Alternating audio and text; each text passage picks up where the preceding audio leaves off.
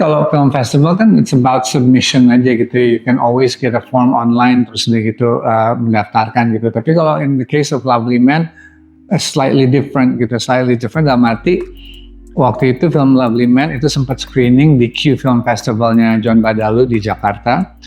Dari situ it got picked up untuk screening di Busan International Film Festival di Korea. Terus dari situ karena ada beberapa review yang terjadi gitu, maksudnya di review di Variety Magazine, di Hollywood Reporter, macam-macam gitu. Akhirnya it got picked up ke Palm Springs gitu. Jadi akhirnya dari situ traveling kemana-mana aja gitu habis itu. Nah itu sih benar-benar luck of the draw aja ya, maksudnya beruntung banget gitu Lovely Man bisa keliling seperti itu. Tapi I think Lovely Man itu bisa keliling seperti itu karena word of mouth juga gitu, karena people were after screening di Q, people were talking about it, after screening di Busan people were talking about it, dari Palm Springs juga, dari Hong Kong juga, akhirnya word of mouth-nya itu lumayan nolong gitu yang bikin film itu keliling. Ketika film itu keliling akhirnya bisa ada masuk beberapa competition, ada beberapa ini, akhirnya the news about Lovely Man itu kayaknya udah ada di Twitter atau apa gitu, jadi banyak yang udah ngomongin gitu. Dari situ baru kita memberanikan diri untuk tayang di bioskop di Jakarta.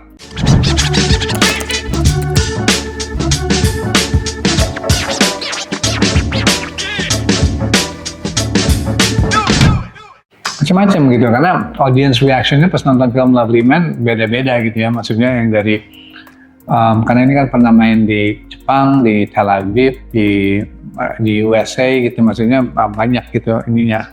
Tapi I think yang paling berkesan itu ketika main di Jepang kali ya, main di Osaka sama di Tokyo itu juga lumayan gitu, karena the people really appreciate the film banget gitu ya, sampai ada yang pernah nonton di Osaka Asian Film Festival, akhirnya pas tayang di Tokyo International Film nonton lagi gitu, jadi that was ini gitu, overwhelming banget.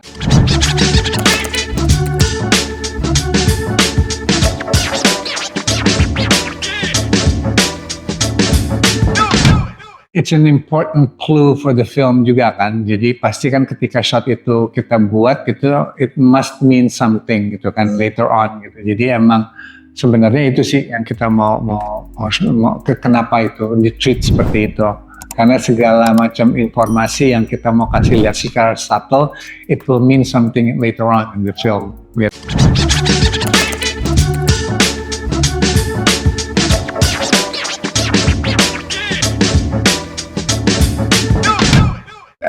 Setelah Lovely Man tayang, I think yang the perks of that itu adalah dapat exposure dari media-media yang sebelumnya kita nggak kebayang bahwa ini ya.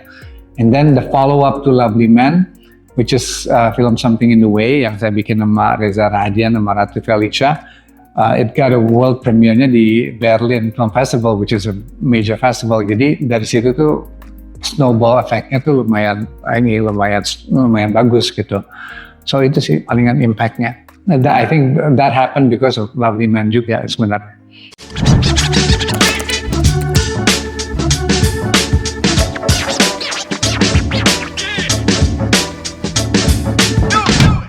Ada beberapa gitu, cuman maksudnya yang banyak yang sering terjadi di saya sekarang ini ketika film Lovely Man itu naik ke Netflix, akhirnya kan exposure-nya kan banyak gitu, bukan exposure banyak, tapi lebih ke orang lebih gampang dapat kesempatan untuk nonton film Lovely Man.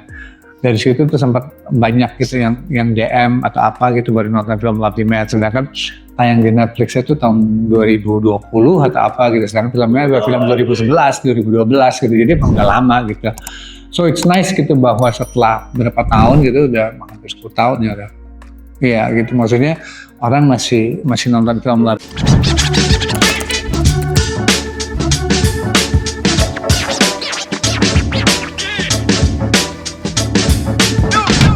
Oh, itu berdasarkan diskusi sama Ical, sama art directornya juga, sama produser juga, maksudnya we want karena kan film ini kan di shootnya kan malam-malam ya, jadi we want a wardrobe yang ketika on screen itu striking banget warnanya, ada glitternya, warnanya, dan ketika di shoot di malam hari gitu di kota Jakarta itu going to look iconic gitu. Jadi emang wardrobe ditentukan dari situnya. Sedangkan di opposite-nya yang cahayanya sengaja kita cari warna yang lebih mute gitu, yang benar-benar warnanya tuh nggak benar-benar pastel coklat gitu, yang benar-benar nggak teriak sama sekali. Jadi kontras itu tuh yang kita mau coba tunjukkan.